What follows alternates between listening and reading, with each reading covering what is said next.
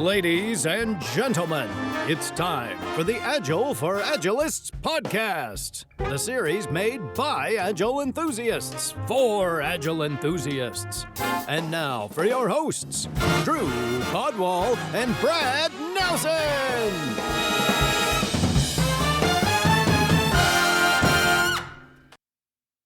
Hey Agilists, we're excited for a new episode with Agile Manifesto signatory Jon Kern. In this episode, Jon recounts some stories, shares his Agile secrets, and reflects on the most difficult challenge in software development, the people. So fasten your seatbelts, crank the dial to 11, and prepare yourself for this episode of the Agile for Agilists podcast. I'm an aerospace engineer by training. I was introduced to software. I did research and development, testing jet engines, cruise missile engines, R&D on those. Got my first taste of software, doing something to help with a kind of a production engine test that we did repeatedly. So I created this little program. The IT guy, this computer guy, saw something in me and he said, "Hey, Jon, here's this thing." Because I would see test cell engineers do stuff and like stuff would appear on my screen. Like, how'd that happen? Oh, it's software. That's cool. All right. So as an engineer, I don't need to research crap. I'm no scientist. I want to solve problems. I want to do stuff that's fun, right? So it was a means to an end to me. So I kind of like, yeah, this software thing's cool. So that got me started. And then I began working on engine simulation decks, flight control models, and then moved from that testing job for about 10 years at defense contract. And that's where I did the flight simulation model, the F-14 model. It was running on a cyber supercomputer. So I got to learn hex code debugging and weird shit. Now again, I'm the aero guy, so I'd have to go to the software people. They taught me, they taught me how to do stuff. So that was just a wonderful opportunity to learn as much as I could, at all of these jobs. But I was, that was my software angle, and from there I created my own company. Because the Defense Department job that I was going to move. So I created my own engineering company and we did software like for IBM, built IBM's next generation manufacturing execution system. So that's my largest, probably 200 to 300 problem domain classes, a few million lines of C++. And I built something that was a lot like what a Rails framework might look like. Anyway, so that was really an awesome. And then we created, I left my own company. We founded TogetherSoft and built a UML modeling tool. And I was using that also, so I was able to build features that were awesome for me and my work. And then people happened to like it. And we ended up going from, 6 people out of Peter Code's basement to selling it to more than 400 people or something. So those two things were 10 years shoved into 3 back to back, like at the IBM high pressure and TogetherSoft, living half time in Russia, in St. Petersburg. And after we sold it, I did some other things and some other cool things, model-driven architecture. So yeah, I've stayed pretty, hardcore, and I still write code, and I still do BDD, right? Rails, it's a lot simpler because I'm a nut about the domain. I'm like, ooh, Rails, wow, you love the domain, that's cool. That's how I've been working for decades. I can't believe someone had the nerve to build this as a framework, So anyway, that's me, and I consulted Adaptivist. They wanted to bring some Agile in about 5 years ago. 2019, I started with them. And so Adaptivist is, you wouldn't think of them. Initially they're like the Atlassian's big partner. But we have a consulting arm. So yeah, hit me up. That's me. What's your connection to Agile in the manifesto? Oh, yeah, I guess I left that part out. Yeah, so during the TogetherSoft days, the Agile Manifesto thing happened. So I was, blessed to be part of that, and it was wonderful. I really like the line you put in chat, software would be easy if it weren't for all the people. Yeah, it's I think that's a really great way of describing, obviously tongue in cheek, but it's people, right? We're all people. And I think that we touched on that quite a bit the last time we spoke. I often quip as a joke that software would be easy if it weren't for all the people. What struck me just now, hearing you say it, because it's different than me saying it and hearing it, right?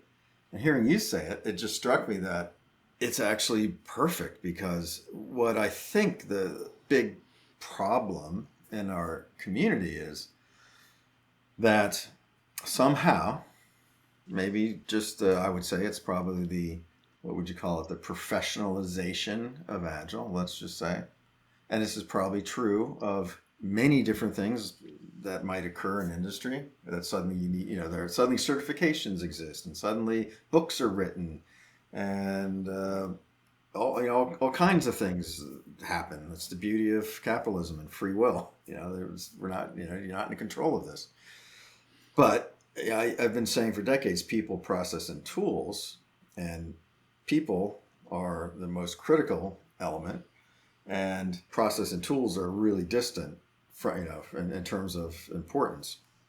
And what I like to point out is people were successful before Agile came along, or Scrum, or SAFe, or pick your whatever, right? It's like, oh, thank goodness that Agile came. Or now that we have Scrum, we can finally start doing some work. Yeah, no, don't be so egotistical. People were successful before any of this stuff happened, right? I mean, the 17 of us, or a bunch of us, were practitioners, and found successful ways to deliver software, and kind of what we all seem to look at and think were more lightweight methodologies.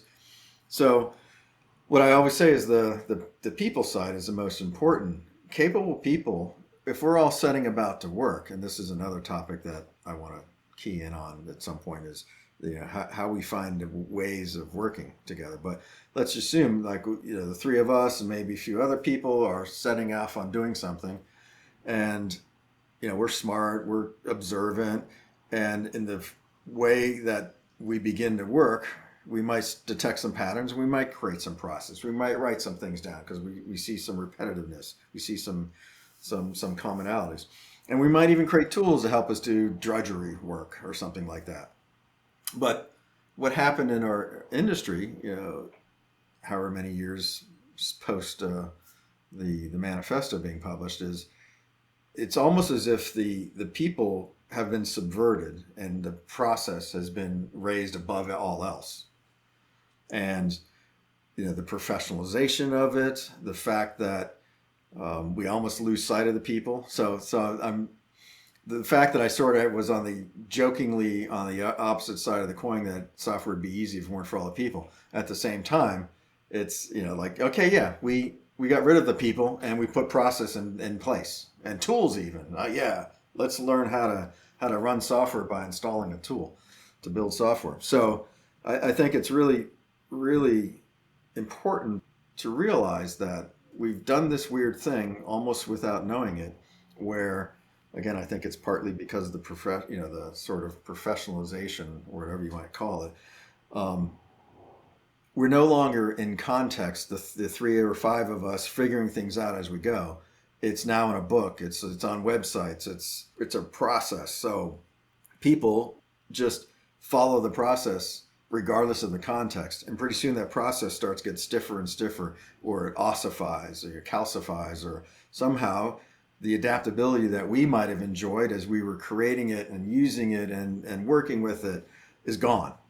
Years later, it's all process. And if you don't follow the process, you're going to get dinged. And of course you won't succeed because you didn't do the retro right, or your backlog's too big, or, you pick your process police, violation. So, that I think is a hypothesis for how to explain and you might call some of that fake Agile, right? Where suddenly we've lost sight of the value, we've lost sight of the goals. It's all about process and tools, and forget the people. And so, yeah, that's something that is, I think, near and dear to my heart, and I think at the heart of the challenges we face. Yeah, I think people often lose sight of the fact that the manifesto is about the people. It's about the way we communicate, we collaborate, the way we look at the value of our work and things like that. And I just did an interview with somebody the other day for a Scrum Master role. And, I was like to ask them about that. And they were defining Agile, the manifesto, as a process. And I said, where in there do you see a process? Wow. So. Yeah. And the flip side is the manifesto exactly not that. You could think of it as being very hard to do something with. A good friend of mine, Daniel Markham, said, look, John, you all knew what you were doing, and you just try to figure out what were some of the common features that you all discovered on your own doing different lightweight methods, so to speak. And let's see if we can bubble up and make what was implicit maybe for how we work, make it explicit. And that's kind of what the values and the principles are. And it's to his point, he's like, what's a new developer supposed to do with the manifesto? Well, probably, I don't know, just go apprentice with somebody. Probably not much. Read it. And yeah, it might not make a lot of sense to you because you don't have, if you can imagine, my experiences were Defense Department contracting, writing software, doing research and development. A lot of those bullets have a lot to do with my experience doing heavyweight stuff and combating it with lightweight methods because it's more effective. But yeah, what do you do with the manifesto?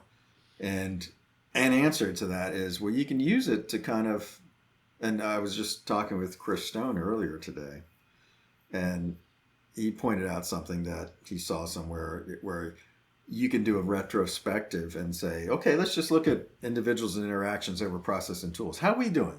Where do we land on that, that beautiful spectrum that we didn't tell you where to live?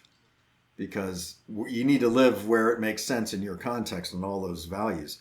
But that's a fascinating idea to say, well, are we very good at actually giving a crap about individuals? Do we have really robust conversations? Do we collaborate? Or do we just throw it all in a tool and put it in Jira and do this process, this 13-step process for every new feature, which I've seen. And, that's I think is the both the benefit of the manifesto and the challenge. It's not for the faint of heart, and it's not for telling you what to do, right? It's vague. I've often called it directional, right? It's not going to tell you how to get there, but it kind of tells you what your goal is. It's like a vision. We would love to work in this sort of environment, in this sort of situation, but how you get there doesn't tell you. Right. Yeah, I mean, some of the principles give you some tips, but even that, what does it mean, simple? I don't know, right? Your simplicity might not be as good as my simplicity, right? I bet I can make a feature, the minimal, the whole MVP thing. I bet I can build something, create something smaller than most people. Like my small is smaller than yours. I bet. That kind of thing. I'll out small anybody in a new feature. Because I'm brave enough to put something almost laughably small out in front of a client and get some feedback, because I know I can always have more. That's something that people have a really hard time with, right? It's like their pride and ego is on the line in that moment and the fear of what could go wrong by showing somebody something that's in their mind incomplete, Yeah. I think it's a superpower. I consider it's probably one of my superpowers, how I can able to weather that kind of, maybe assault on my ego. It's like, that's one of the big things that I think you need to become good at in agile software development, probably in life, is, humility. You don't know as much as you think you know. And in our industry, we're surrounded by probably predominantly experts, maybe some achiever types, but right, we're actually sort of in a realm of and surrounded by people who make their meaning by knowing everything and being expert about it, right? Whether I'm expert at how to write code, or I'm expert at the CI/CD pipeline, and being uncomfortable with not knowing and being humble is really, like to your point, it's really hard, but it is one of the secrets to doing this well, is to test don't be so sure. Just do the tiniest thing to test. And building something, especially the whole thing, is a pretty expensive way to test. Admitting when I make a mistake and really calling attention to it in front of people, to me, that's one of my super secret powers. Pulling something like that out in a group of people who aren't used to seeing that kind of behavior happen, there's so much instantaneous trust. But first, it's you're weird. Why are you sharing that? But it quickly turns to trust. And that's definitely one that I pull out of my pocket. But I want to hear more about your super secret power. Like, what are some of the ways, like, that you look at breaking something down to the smallest piece possible? Like what are the facets that you're looking at? It's funny, earlier today with one of my colleagues, I mentioned, I'm a process nut, but I know when to draw the line. He goes, yeah, but I'd also say you're a value nut. And I'm like, oh, yeah, you're right. Great point. Thanks. I'm going to use that today. I'm a value nut. So to be able to make judgments means there's something you're measuring against, small versus big. Like, what does that even mean? Especially since there's nothing, right? So it's even, even more humorous. It's, there's not even a pie to say, give me a small slice. We don't even know what it's going to be. We think it might be a pie, it might not. So understanding the value, maybe the problem we're trying to solve, the outcomes we're trying to achieve through this feature set or this product, it could be big or small. Another one of my secrets is most of what I do is recursive, so I don't have to remember too much. It's all the same. It's just different size, and size doesn't matter that much. But people mistake quantities of the same thing as being complicated. Now, it's just, if you get to the essence, it doesn't matter if it's 1 or 1,000.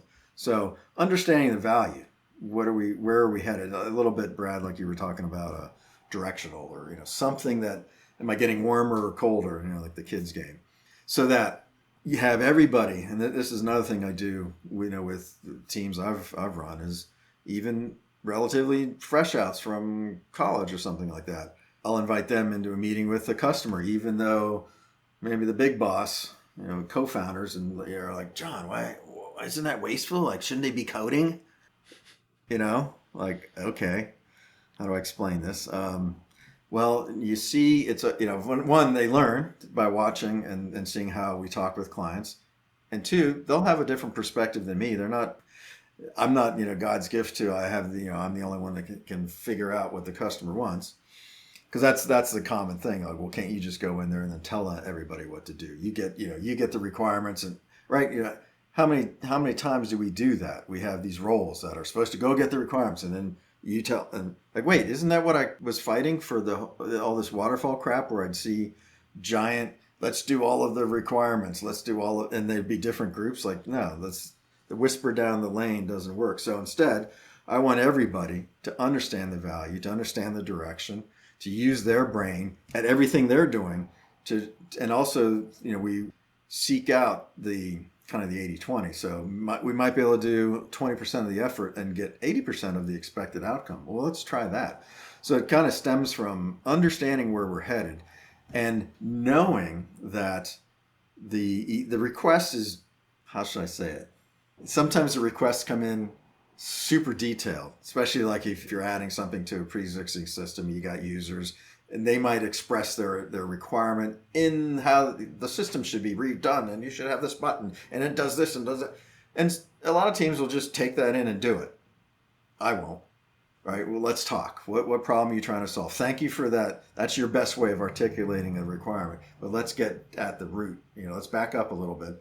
And so with that kind of an attitude, and knowing that we're just trying to seek out the best way to provide value to the customer, we can often find smaller, simpler ways to test. And so that's how I tend to do it.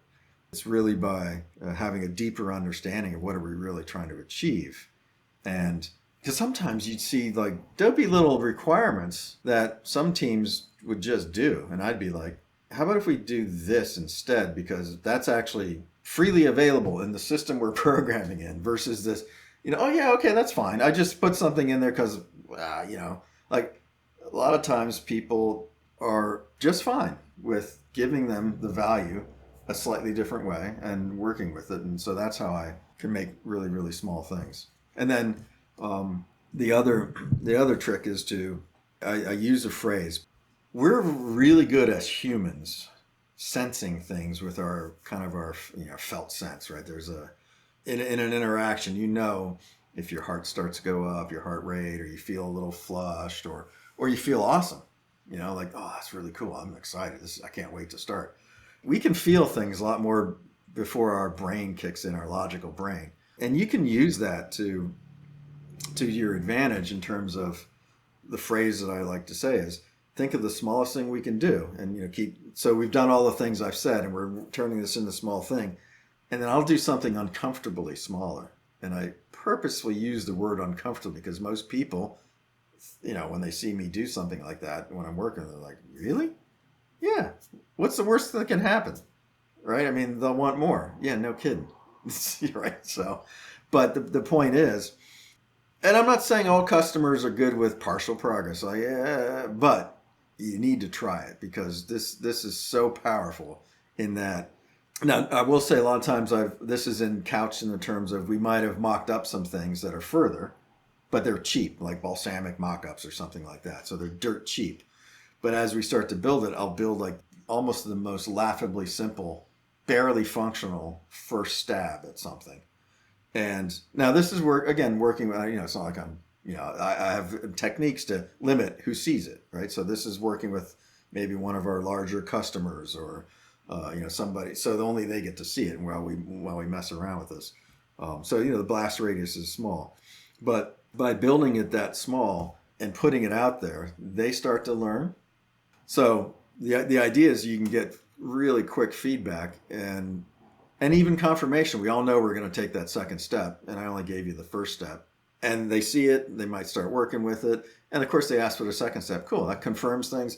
So I just suggest people try doing something smaller than they're comfortable with, and learn how to really hone this skill, because it's so egotistical to think and it's even egotistical for the customer to think they know what they want.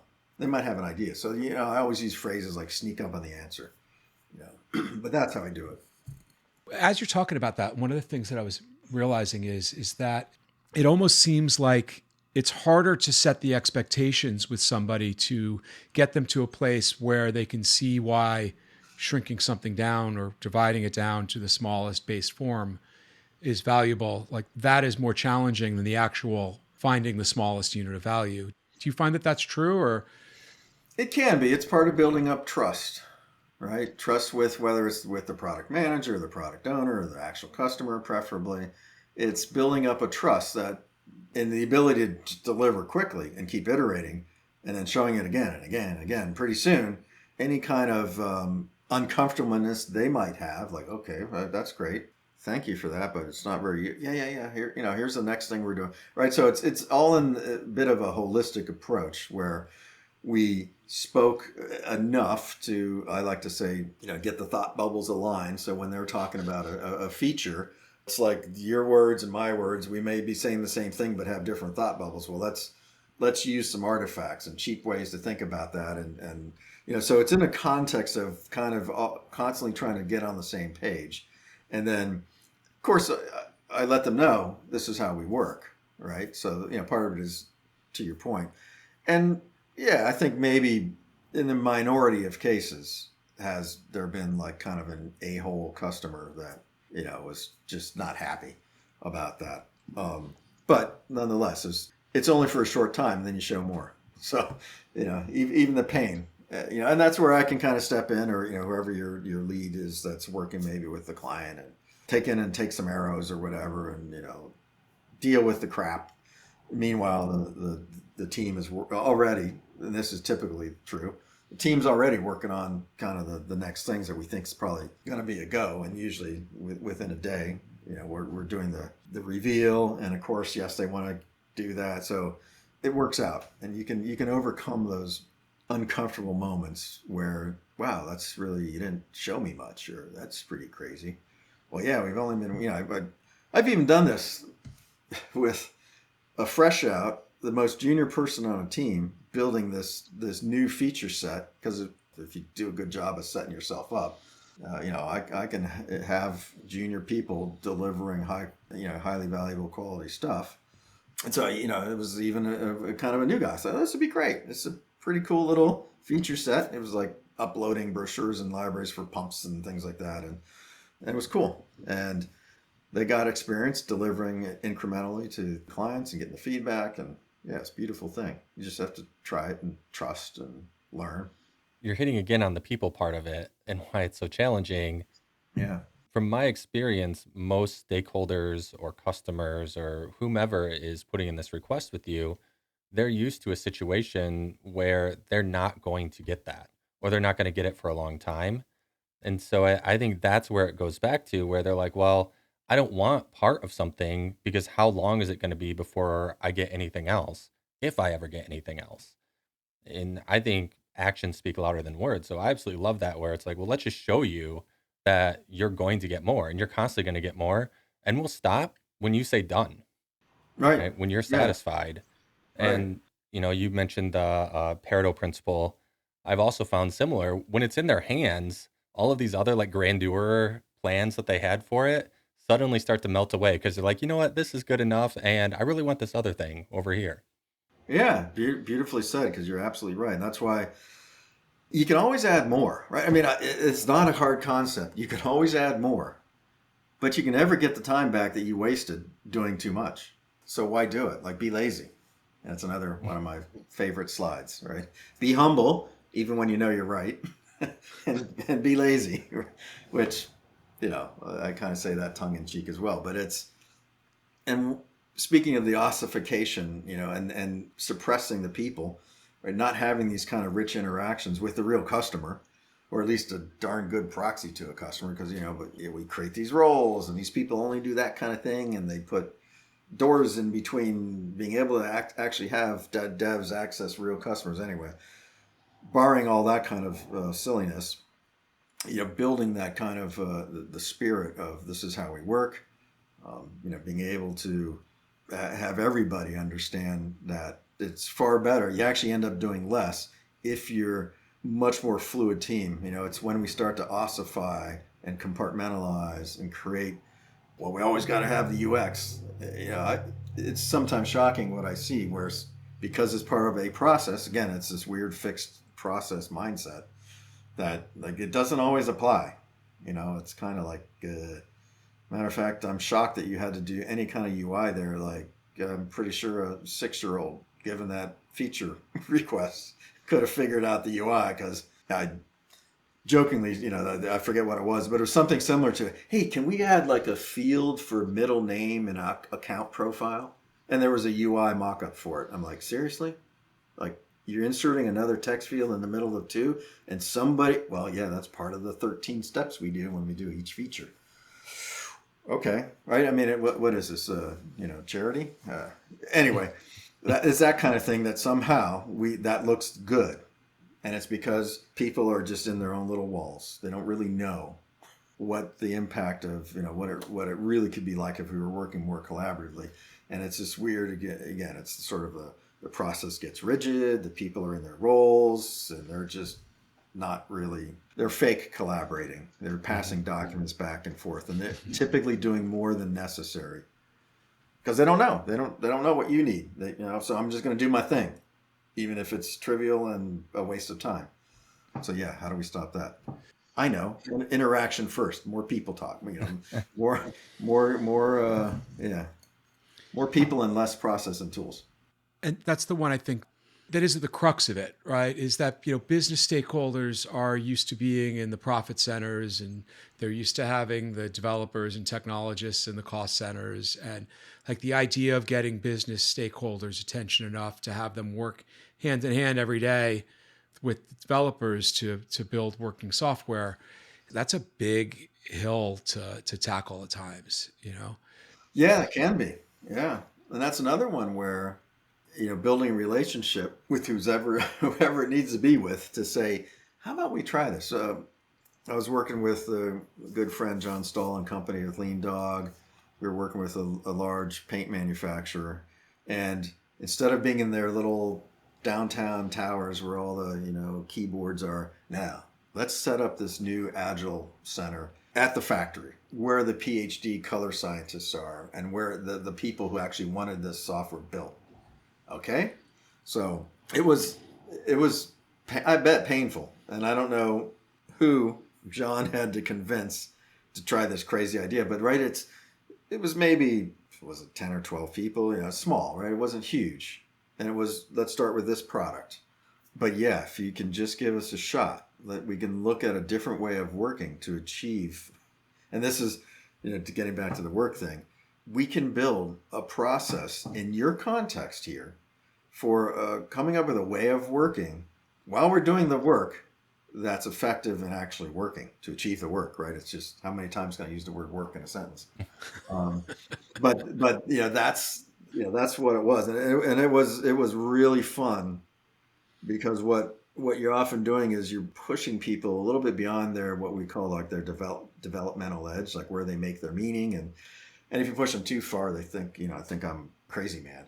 But if you just grow people and push them a little bit by being slightly uncomfortable, but not too uncomfortable, they can realize, yeah, you know what, it's kind of cool. We can actually be with and near the folks who are the subject matter experts, and we can establish something that kind of works with them, because they thought it was bizarre too. Like all of a sudden these weird people show up, and you can imagine we're moving desks around, and suddenly there's dopey squishy toys, and like talking, balls, and just all that weird bull crap and this is in the middle of a factory, so it's kind of, people are going by on their way to the lunchroom, like, the hell are they doing in there? Well, come on in, we'll tell you. Yeah. So it was a grand experiment that I think, was spectacularly successful. And the business folks, literally the subject matter experts that you're talking about, initially they kind of went along with it because, all right, I'll give it a shot, right? So you get a little bit of trust, a little bit of string, so to speak, maybe enough to hang yourself, or enough to, weave a kilt. I don't know, I just made that one up. But we first had a little bit of a process, and how we kind of got some requirements, and kind of the way that I like to work. There was a little bit of requirements, a little bit of modeling, a little bit of coding, a little BDD, TDD, right? So it's sort of a get the lay of the landscape and get things, just enough. Like that's another secret weapon, is what is just enough requirements and just enough domain modeling and just enough architecture. Well, it's just enough to kind of don't go over. Again, it's part of the ego, thinking you know what the future is. Just do enough and try it out and get something running. And we were working on a wall. Like they had this cool metal magnetic like whiteboard thing, so we could put sticky notes on it, and we could even we had little magnets with people's faces on them, so we could pair on stuff, put two onto the sticky notes and just move them, draw columns, right? Kind of this old school, because we're all in a room, this old school manual Kanban board. And it was so amazing to see the, like, good attracts more good, doing things and having success. Pretty soon the subject matter experts say, hey, I know we're only supposed to kind of wander in here at certain times of the week. At a minimum, come in here and let's talk about stuff. But they knew that they could just wander in and say, hey, I've got this idea. And they'd see it. I'd go, okay, let's come over to the board. And I get out a little index card and start writing it down. And, epics, right? These dink, dink, dink, dink. Or, here's a big idea or whatever. And then we put it at the bottom. And they quickly learned that, wow, we listened to them. And it's not painful. We didn't ask them to go away and create a 47-page document, right? We were able to prototype stuff and quickly and show them things. So it was a masterful way to introduce a very, this is the other funny thing, it was a matrixed organization. So I got like I don't know if you ever used Microsoft Project and back in the day, and you'd put like resources against things, and you could have half a resource on this task. And I actually literally saw it show up on the first day that, once you were kind of ready and had the room ready and whatnot, okay, let's bring the team here. And then, people say, hi, I'm your part-time 0.5 DBA, and I'm your, part-time UX person. And I'm going to be here, Tuesday, Thursday, and half a Friday. Like, okay, that's kind of funny. Because it's like that's not how we work. And I got them to understand it, right? It's like, we need to be more fluid, but it is humorous to kind of see that very formal part of the business suddenly being exposed to something that's more fluid and more agile. And it really was successful because we did things visibly. The subject matter experts saw that their efforts were well received, and then they quickly would see something come back, right? So that's how you do it. It's by little short things that are working and valuable. And that's where, like, people are going to hate me for saying this, where I feel like we are kind of lagging or lacking when it comes to remote working, because we can create like visual radiators in Jira or in whatever system it is. But I used to have a whiteboard that I would drag around with me that had the Kanban board in it. That was a mirror image of what was in Jira, but just the act of, celebrating somebody moving something to the done column, Like it was worth it for me to maintain that in that regard. And we don't have that anymore. The business doesn't now, unless they are actively looking, they don't have that same visibility when we're working remotely like this. Yeah, that's a great point. I mean, I love being in person with people because the subject matter experts, they could wander through that room at any time, even because it was literally the hallway to the lunchroom, and it was near their offices, and they would. They'd just come through, literally come in one door and walk along the wall, just kind of check it out, look around, and go out the other door. There they were. And if, anybody need me? No? Okay, I'll see you. Because the human, the body, we're really good at picking up. We can tell if somebody is maybe a little stressed because, somebody, maybe they bring this crazy ass idea for a new feature. And it's like, they can see it. You can't see any of that in Jira. Zoom's better, certainly. At least you can see some faces. But that physical self-regulating and understanding about, we've been doing that for, I don't know, gazillions of years compared to what we're doing now. We're not very good at it and we're not used to it. And yeah, I agree with you. It's something to be cherished when you actually get human to human interaction. Yeah, I think the question is, do the benefits outweigh the work from home thing? And that's a question for everyone. I'm just throwing that caveat for anyone that's going to send us, bombs in the mail now. It's a Drew statement. Well, I mean, from the mid 90s to early 2000s, so, it's not like Zoom was around. I was working with a remote team in Russia. And so at one point from 2000 to 2003, I would go there and live there 2 weeks a month. But before that, right, there was a lot of asynchronous, and we got pretty good at, so while I love being in person, I would also say that doing something remote, I would often, I wouldn't say argue, but have fun debates with Ron Jeffries about, you kind of have to have your shit together. There's a certain, and maybe it's because of the way I work, in the early phases of getting something that we want to build understood, that's a whole just enough. If we understand just enough of what it is we're going to do collectively, maybe we work together during that period and we build like the domain models and things like that, or I always call them, it's like our language. It's the language of the business. It's what we're going to use. The classes might be called that, the database, whatever. We've built enough of a skeleton together that we can now go remote and be productive and have, and be able to recognize when we might need to meet again, more in person. And we would do that sometimes. But then after a while, I just started traveling there 2 weeks a month. But yeah, there are ways to be successful remote if you got your act together and you sort of have the framework within which people can kick ass.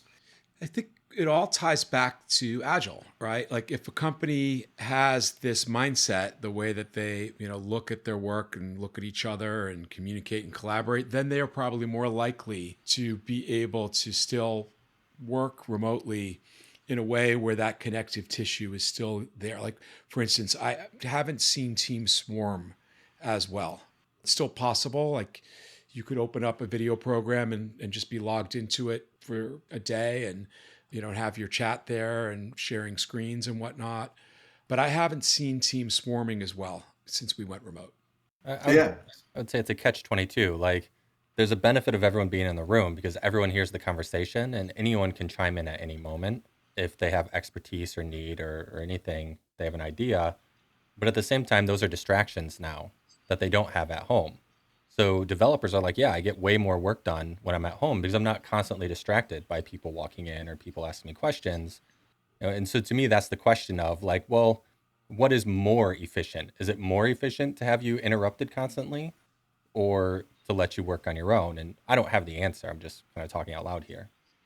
Yeah, those are aspects to consider because I like to use the word effective because we're not trying to build bricks faster, typically, right? You're trying to be effective at delivering value and treating, when I'm a process nut, I realize it's about things that are supposed to be handled in process, not crazy, fuzzy ideas where we could really innovate and create and do this awesome stuff. Well, don't treat that the same as the other stuff that might be more trivial.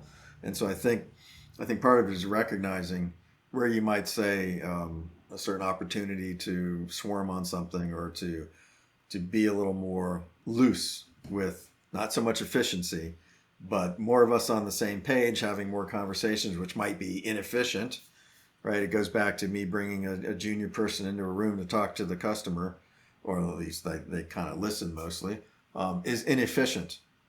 But I think it's more effective because now this person has heard a customer.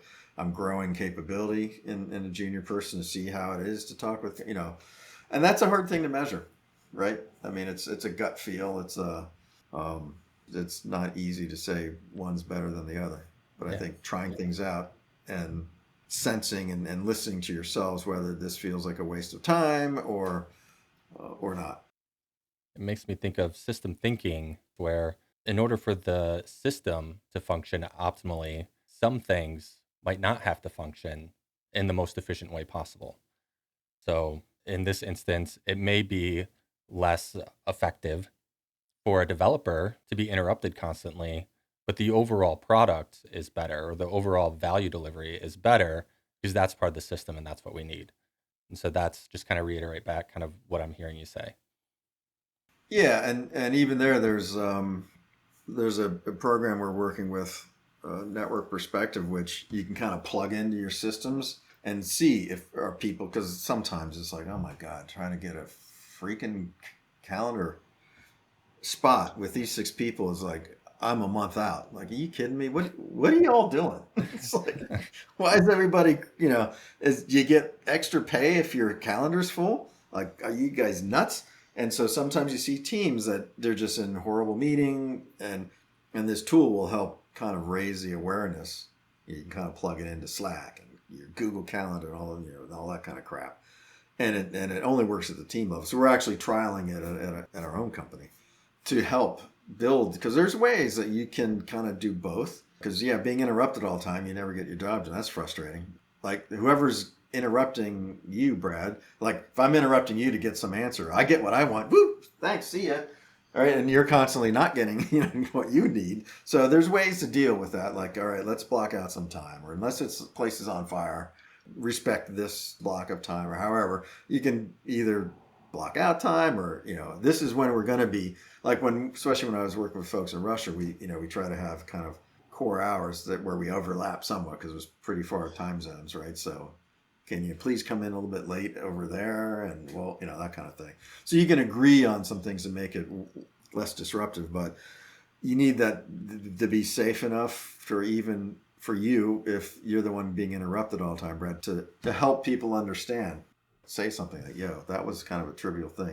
Did you look at all for the answer before you just blurted out and asked me something? Yeah, I mean, and you need to be safe enough to have those kind of frank interactions with people too, and that's part of the culture that you develop working remotely. Is don't bug the crap out of everybody just because you're too lazy to go look, Or I always say, if it took you a long time to learn that, and you don't put it in the wiki and help, and then transmit it to the rest of us, I'm going to be pissed, because if the second person runs across that same thing and goes through all that effort again, I'm really going to be pissed, right? That's not cool. That's, anyway, there's things you can do. Again, it's back to the people. It's back to work out that culture that doesn't suck, because it shouldn't suck at work, right? There's no really no reason it has to suck at work. If we could at least all kind of talk about what's going on. That's the big one. That to me is why I choose Agile. Why I choose the work that we do, is because I want to enjoy my job. I believe that I can show up to work and be effective and still come home at the end of the day feeling like that was very enjoyable. I feel satisfied, right? As opposed to totally spent and exhausted and diminished and whatnot. So and agitated, and your heart rate was wasn't raised because it was awesome, but it was raised because of your fight or flight type thing. I agree, and that's something that I want to kind of focus on for the next year or so, is how can we make Agile more accessible? There are definitely folks who figured it out. There's teams out there who are kicking ass, enjoying it, and have a lot of agility built into their culture. How can we find much like the 17 of us found out, how does your lightweight methodologies work, right? We bubbled up the consistencies and, the things, the common elements. Well, I'd like to know, for those who are successfully doing Agile, what is it? What have you sort of laid into the foundation of your culture to make Agile flourish? Because I think it's a really important way for us to, make things not suck so much and give people, a better work experience. Because it really, to be able to do joyous, meaningful work. I still code to this day. I have, production app for firefighters. I love working with those folks as customers and delivering value and making them happy, and it can be great. And so that's kind of what a mission that I'm on is, how can we make it more accessible? So it's not, it's not stuffed into it's this process, 17-step no. How can we help people realize there's more to it than, how can we put the people back on top and interactions first? That's kind of what I'm after. The theme I'm kind of hearing throughout this whole conversation around people, to me, is really around trust. And I think process is easy to do than to learn, like, the psychology of a human being or how to interact with people and all that. But I think it also comes down to trust. It's easier to trust than a process. And processes, in my mind, exist because there isn't trust that somebody's going to do the right thing or someone's going to remember to do all the stuff. And we're already in organizations that are process heavy. That's how they think. And so it's really changing that whole thought process around process. And I think it starts with trust. Yeah, that's probably decent. And how we sense whether we trust something is also like that. We know if we trust in something or if we're not. So, and I think we can detect if something feels right or not. And we just need to elevate those sorts of, I know they sound crazy to some people, for sure. But I think, the whole Taylorism thing, we're not a factory building consistent cars, right? That's a terrible analogy for, like software factory. Okay, I kind of know what you mean, but I don't really like the word. The thing that I might consider around trust is what we often do with teams is help them figure out through some really simple approaches what's going on in their world. And even we talk about doing this in the flow of real work. So I'm, again, going back to, you don't read a book and figure out how to play tennis or how to be agile, right? I mean, it's helpful, and you can, some anecdotes, and there's a manifesto, but that doesn't tell you what to do. And Scrum, it gives you a process. That's cool. It works. A lot of processes work, but they aren't the work. And we often talk about the work, and that's not doing the work either. Only the work is the work. So it's a goofy thing to make people's head explode. But what we try to do is get people in the flow of real work, and kind of think about, all right, Brad, so for this, whatever you're working on right now, just think about who are you working with to get this feature out the door. And you might, maybe you're working with the product owner or the customer, and maybe, some QA, or, just a handful of the top few, 2 or 3 people that you might work with to do your job here for something you're actually working on. Not some future idea, not some hypothetical thing on a wiki, or not a Miro diagram of what we do. I'm happy to do Miro diagrams, but really, what do you do? And maybe a couple paragraphs on what you think you're doing for each of those people. Don't kill yourself. This isn't a PhD. This is just 1 or 2 pages at most. And then go share them with those people you're working with, and just say, hey, I think this is kind of how I work with you, and you might give me this kind of a requirement, or we might work, whatever it is what it is, right? That's actually what you're doing, and then sharing it begins to build some of that trust, because it's suddenly you're asking for, does this sound right? And they might go, yeah, and they might even say, that part. Yeah, you really don't really need to do that much, because it's kind of, I've never really told you, but it's too much, right? I don't need that much. I'm just making this up, of course. But anyway, who knows what will come of that. And then you might even suggest, well, you want to do the same? Think about it, like give them the same little homework assignment, and then see what they think about you, and who, and then pretty soon we actually have a bit of a value stream, maybe, like what's your network? How are you really working? Not how you think you're working. And we do work with teams too, and we'll do a value stream mapping and things like that. But this other approach is somewhat pretty simple. And you can start anywhere. And, that, because what that's trying to capture is a little bit of what's actually happening, and then starting to build that trust, and then being open enough to take feedback and to give feedback, right? So we're exploring these different techniques for trying to help teams, find their way and realize maybe some things that aren't so effective, and maybe some feedback. And anyway, it's something that we've been applying to a couple different teams. The other side of that, like when you think about the absence of trust and an imbalance of power, is the need for control, right? If I don't trust that people are going to do what I need them to do, then I need to be able to have control to make sure that they will do that. And oftentimes the controls that are put in place aren't accurate, like calculation of hours, right? You have to apply your hours to multiple different line items and across different projects to be able to show which budget center, cost center your time is coming out of. And nobody does those accurately, right? Or even when you talked about like dividing that person, that magnet, into like a third or right. just a foot or something like that. Yeah. Like that's a false sense of control. And you're forcing people to jump through hoops, taking them away from their valuable time and effort to give you that false sense of control. Yeah, we delude ourselves pretty well in many innovative ways. I think we're taught from like elementary school that things are absolute, right? So we mistakenly think that this complex journey that we're trying to go on, oh no, at most it's we can break it down, we can turn it into know it all and estimate it and all that kind of malarkey. And so we fool ourselves into thinking we can do that.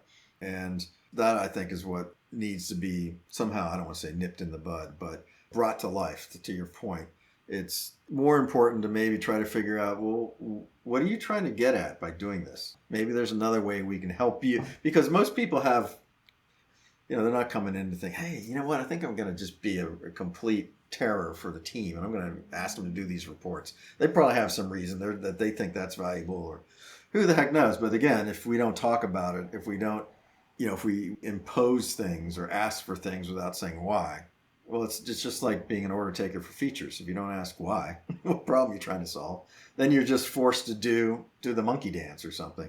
So the same thing with the kind of tracking hours. And well, can't you just assume the teams are working on this product, and do you really need that kind of detail? And if you do need a little detail, all right, let's talk about it. What are some better, because the team would probably happily do things that would make it easier for them and for their colleague if they understand it. But if they don't understand it, now it just seems like some weird imposition of non-value add work. And if we can't have conversations about that, then everyone's kind of grousing and like, all right, why do they have us going to this training? What the heck? Why am I doing this? That kind of thing. It's when stuff's done to people, that's usually not healthy.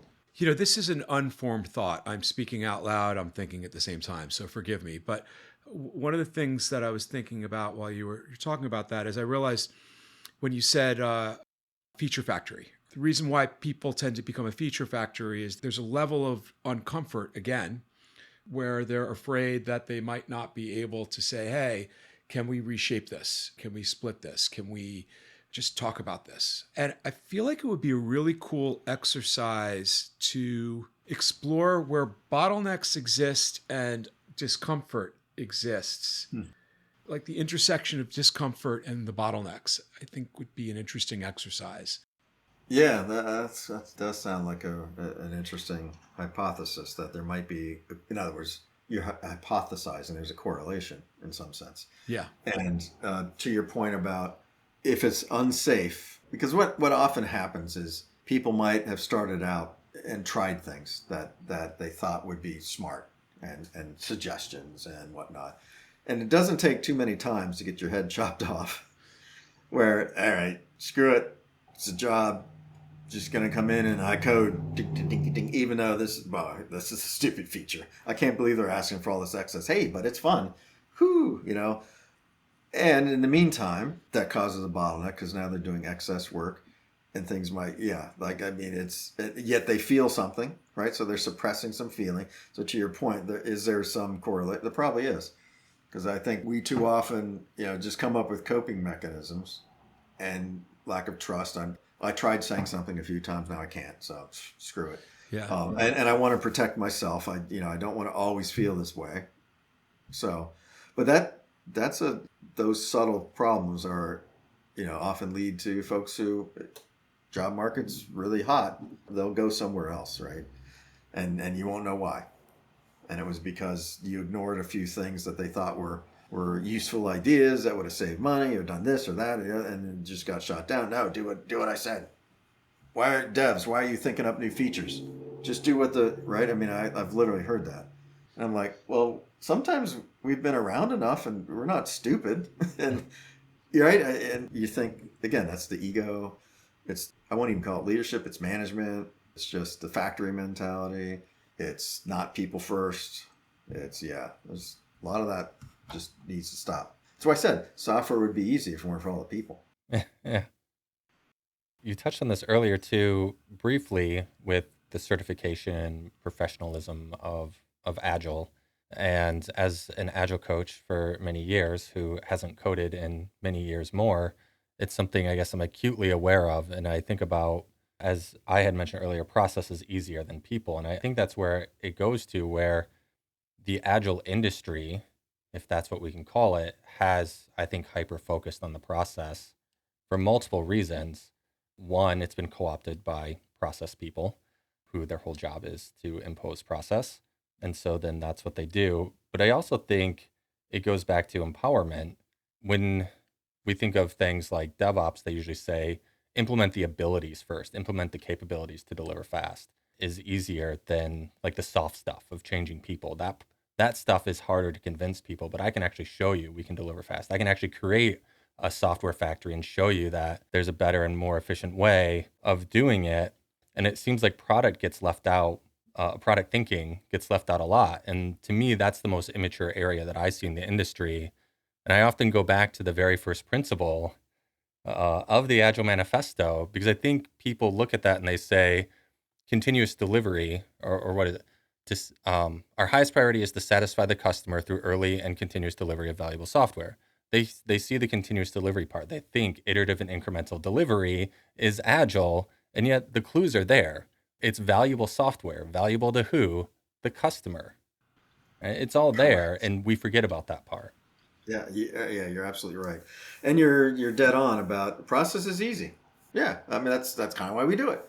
When we see something repeated, maybe, and then it worked, so maybe we should write that down because that way other people can do it too.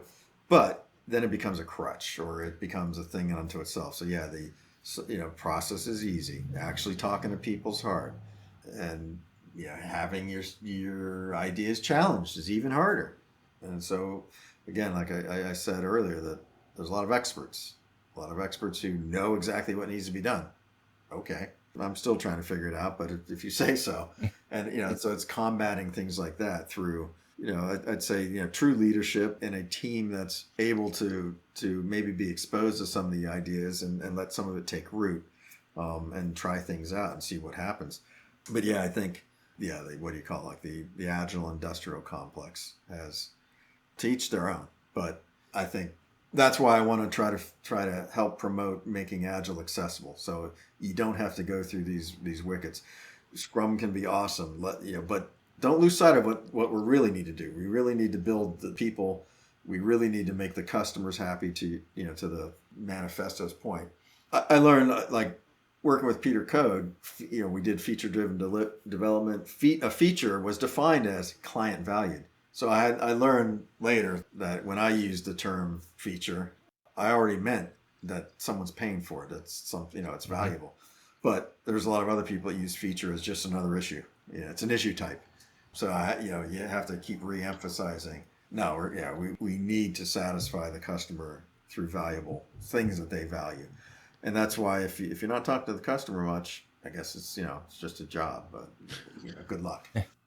Yeah, in especially the Scrum community, there's a phrase, words matter. And that comes up a lot.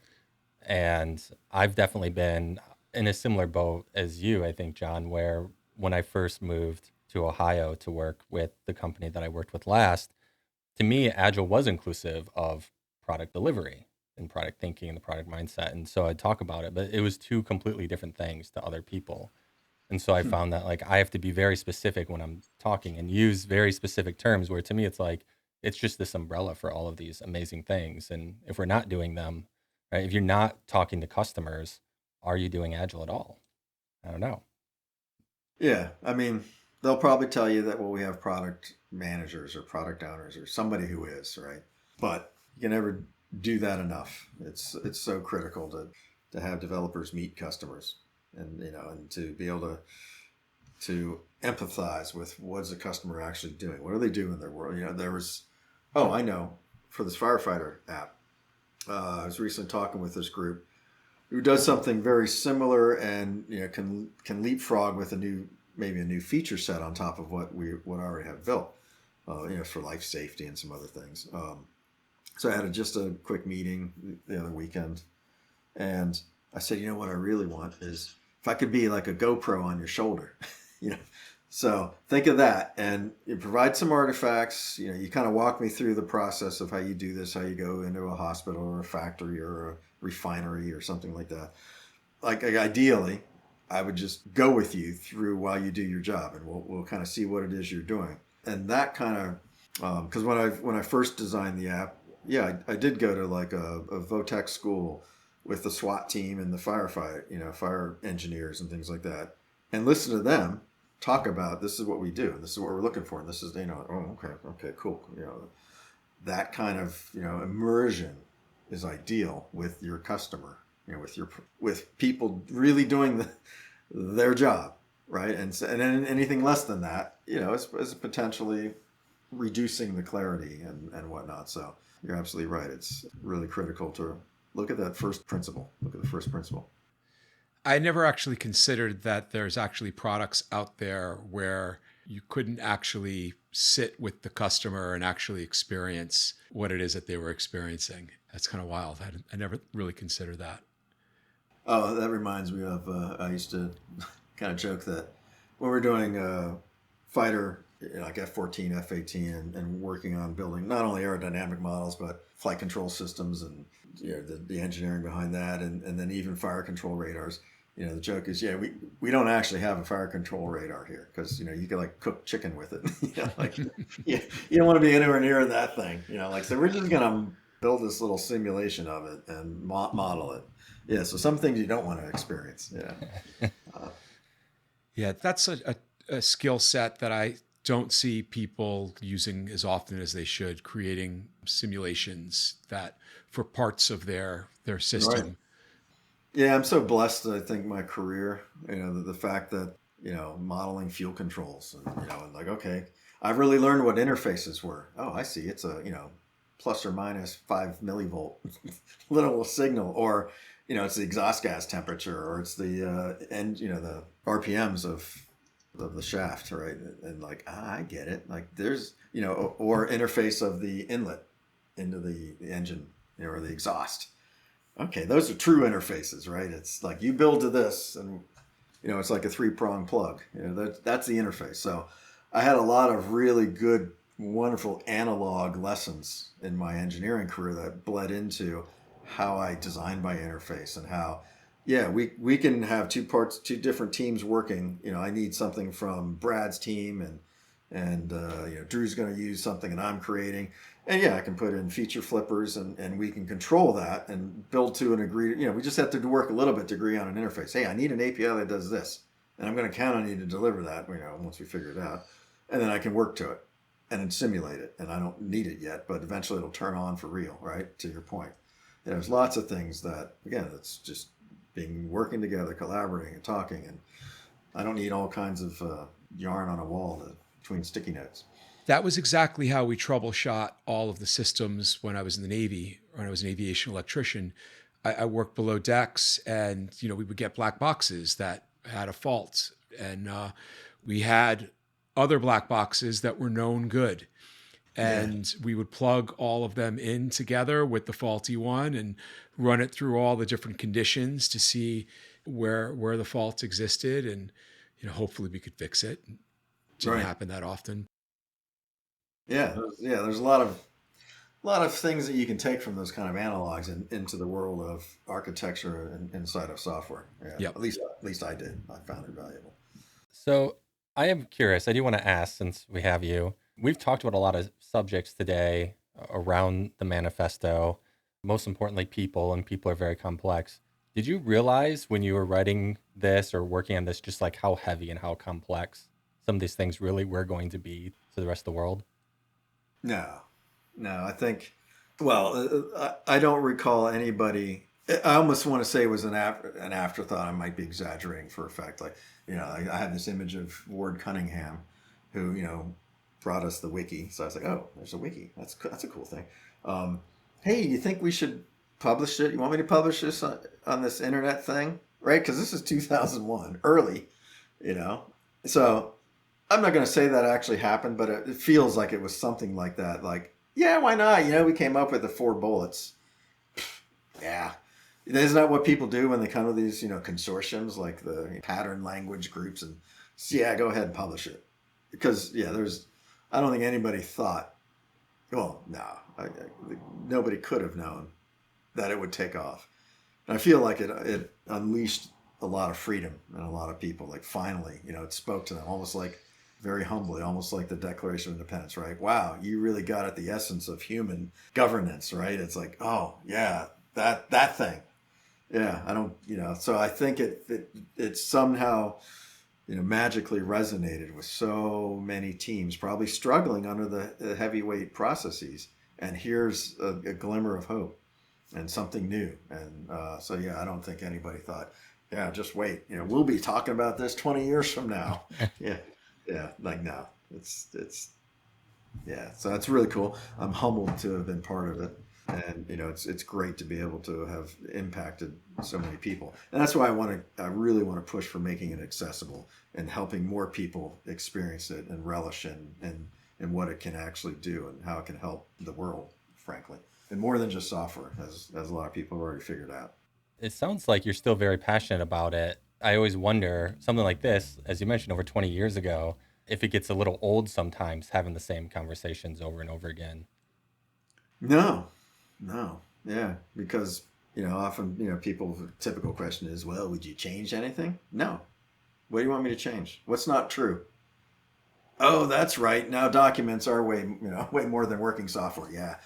No, that's not true either. Right. Yeah. I mean, I might have a couple of quibbles, or you might need to explain some of the principles. Some of the words might not make sense to people. They didn't, that's part of why I want to sort of have a resurgence and make it more accessible. Is, well, there's a lot of young people that, okay, like, were you like 10 when this thing came out, right?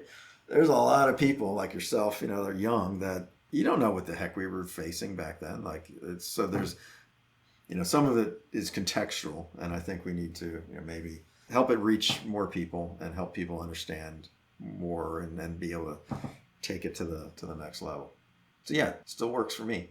That's awesome. I think calling it a manifesto really spoke to me. It feels like a calling to be able to share this. So were there any principles that didn't make the cut? That's what I'm wondering. Good question. I know there was some fighting about the time frame. So the one that talks about working, I think about 2 weeks or 4 weeks. There's, I think maybe crystal methodology was 4 weeks, and I don't remember. There was some squabbling about some things. I'm kind of a wordsmith nut, so I remember we worked over the bullets, especially for a while, trying to wordsmith it. But yeah, that's a great question. I don't know. Were there some principles? Because that we did after, and that we did in a wiki and some conversations, if I recall. So there could have been, but I don't know. Great question. Maybe we might get Agile the director's cut. Right. That's right. What's on the floor? The cutting room floor. Yeah. We edited these out. Yeah, that's a great question. Yeah. I should ask Ward. Yeah. I don't know. Well, this has been good. I mean, is there a specific topic that we didn't touch on that we should touch on? No, I think, typically I enjoy hearing from a lot of people will connect with me on LinkedIn, and A lot of times we'll just pop in an hour on the calendar. We'll have some chats with our team. So I'm always happy to. It's very good for me to hear other teams that might be experiencing either awesome things or struggling with something. People can find me on LinkedIn. It continues to build sort of my model of what's out there, and seeing a little bit more from different people's perspectives and suggesting different things I can try, and maybe touching base once a month or something fun like that. So that's very valuable. Obviously we do consulting at Adaptivist, but I'm not shilling for that. And this is more of just trying to have conversation with technical folks and helping your community hear things that might be new, and happy to chat whenever, always. And that's something, one I experienced, right? Because you gave me your link to your calendar and we got to sync up. But I've heard that about you. Right? I've heard that you're one of the Agilists who really makes the time to speak with people. And Good. yeah, and I think that's really amazing. When you gave me your calendar link, I was like, oh my God, that's so awesome. It's not really, but okay. Yeah. Yeah. But no, I appreciate that. Yeah. I'm just another person trying to figure out Agile. It's not easy. This has been a great conversation, I feel, and I think our audience will love it too. Good. Thanks, Jon. My pleasure.